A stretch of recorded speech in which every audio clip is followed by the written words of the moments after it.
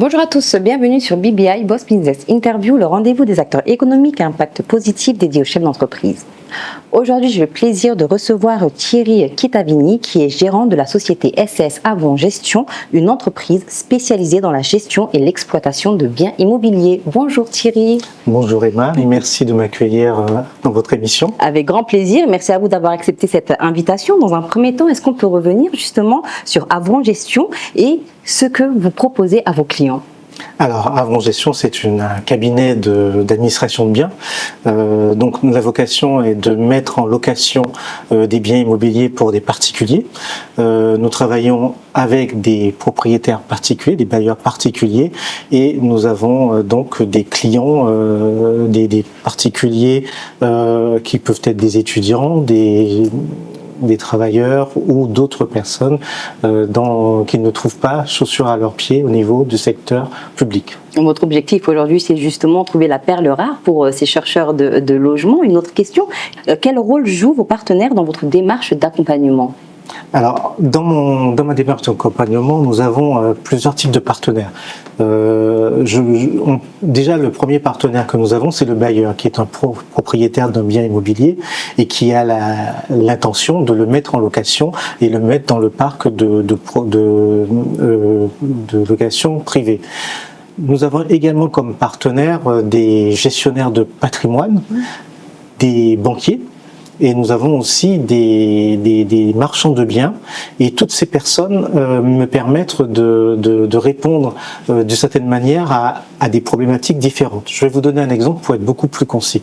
Aujourd'hui, si vous souhaitez louer un bien immobilier, mais que vous n'avez pas ce bien, vous pouvez vous adresser à moi et par le biais de mes partenaires, je peux trouver le bien immobilier qui vous convient, mais aussi vous accompagner pour le financer pour l'achat, et également vous accompagner pour qu'un gestionnaire de patrimoine puisse vous donner des conseils utiles de manière à faire une cohérence dans votre patrimoine. C'est-à-dire qu'il va vous parler de tout ce qui concerne votre fiscalité, la transmission du bien lorsque le temps sera venu, ou le mode de détention du bien. C'est-à-dire est-ce que vous l'allez acheter en nom propre, en SCI, tout ça en fonction de vos besoins. Donc là, dans ce cas de figure, c'est un accompagnement global sur une thématique précise qui est l'achat avec un but d'investissement.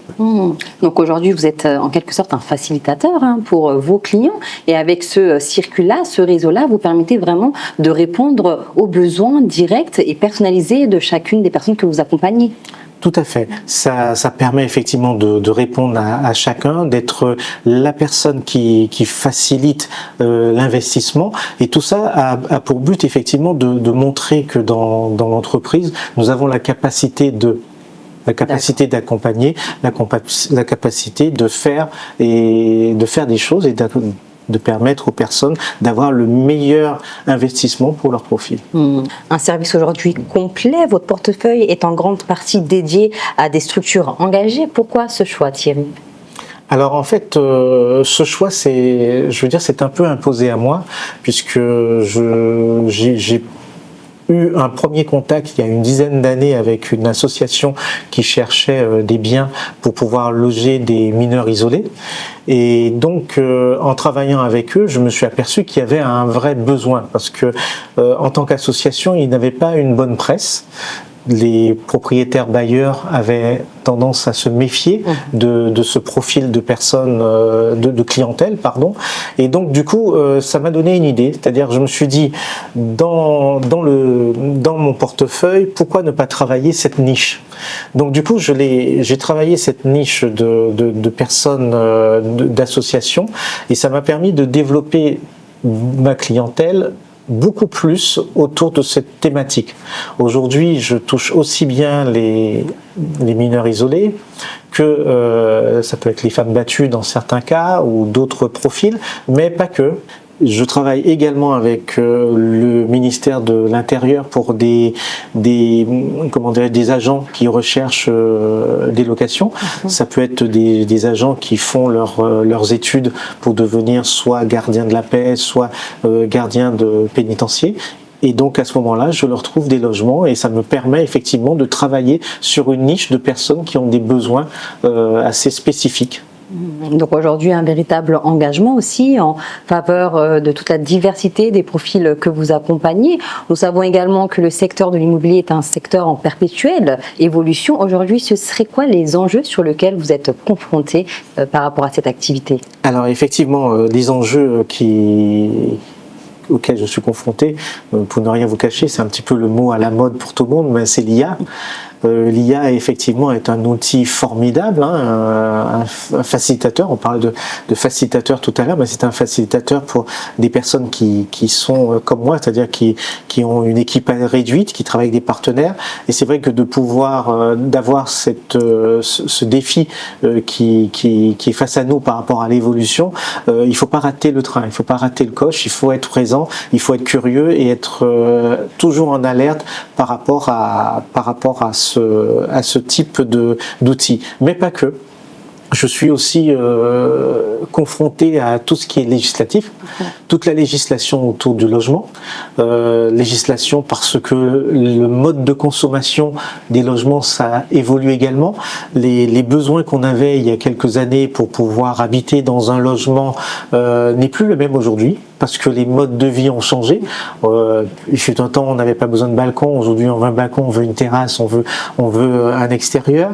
On a besoin aussi de se rapprocher de la nature, même si on est en ville. Donc, toutes ces choses-là constituent des défis, parce que lorsque vous avez quelqu'un qui vient vous voir en disant « je voudrais un bien pour mettre à la location, mais je veux qu'il soit à côté du train, mais je voudrais qu'il ait un petit côté verdure pour que les locataires puissent être contents ». Tout ça, ce sont des critères qui complexifient la recherche, puisque nous travaillons sur le mobilier, sur des choses qui ont plusieurs dizaines d'années.